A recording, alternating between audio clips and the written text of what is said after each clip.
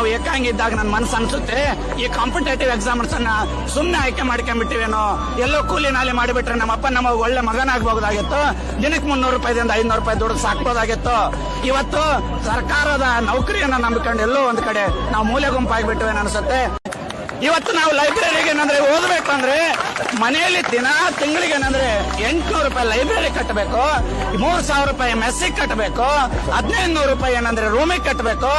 ಒಬ್ಬ ವಿದ್ಯಾರ್ಥಿ ಧಾರವಾಡದಾಗ ಓದಬೇಕಂದ್ರೆ ಕನಿಷ್ಠ 6 ರಿಂದ 7,000 ರೂಪಾಯಿ ವಿದ್ಯಾರ್ಥಿ ಅನ್ನೋದೇ ಅಮೌಂಟ್ ಬೇಕು ಸ್ನೇಹಿತರೆ. ನಾವು ಹೇಳ್ತೇವೆ ಮತ್ತೊಮ್ಮೆ ಭೂಮಿಯ ಮೇಲೆ ಪ್ರಪಂಚದಲ್ಲಿ ಮತ್ತೊಂದು ನೇಪಾಳವನ್ನ ಸೃಷ್ಟಿ ಮಾಡಬೇಡಿ ಆಗೋದಿಲ್ಲ. ಮಾನ್ಯ ಸಿದ್ದರಾಮಯ್ಯನವರೇ, ಇವತ್ತು ನಮಗೆ 2,000 ರೂಪಾಯಿ ಬೇಡ, ಫ್ರೀ ಬಸ್ ಬೇಡ, ವಯೋಮಿತಿಯನ್ನು ಹೆಚ್ಚಿಗೆ ಮಾಡಿ ಉದ್ಯೋಗನ ಸೃಷ್ಟಿ ಮಾಡಿ. ಇದು ನನ್ನೊಬ್ಬನ ನೋವಲ್ಲ, ರಾಜ್ಯದಲ್ಲಿ ಕಾಂಪಿಟೇಟಿವ್ ಎಕ್ಸಾಮ್ಗೆ ಓದುವಂತ ಪ್ರತಿಯೊಬ್ಬ ವಿದ್ಯಾರ್ಥಿಯ ನೋವು. ಸ್ನೇಹಿತರೆ, ಇವತ್ತು ಬಡವರ ಮಕ್ಕಳ ಬಾಳು ಬೀದಿಗೆ ಬಂದಿದೆ. ಏನು ಮುಂದಿನ ನಡೆ ಒಂದು ವೇಳೆ ಏನಾದರೂ ನಾವು ಈ ಮೌನ ಹೋರಾಟಕ್ಕೆ ಸರ್ಕಾರ ಸ್ಪಂದಿಸದೇ ಇದ್ದರೆ ಉಗ್ರ ಹೋರಾಟವನ್ನು ಮಾಡ್ತೇವೆ. ಈಗ ನಾವು ಶಾಂತಿಯುತವಾಗಿ ಮಂದಗಾಮಿಗಳಾಗಿ ಹೋರಾಟ ಮಾಡಿದ್ದೇವೆ, ಮುಂದಿನ ದಿನಗಳಲ್ಲಿ ತೀವ್ರಗಾಮಿಗಳಾಗಿ.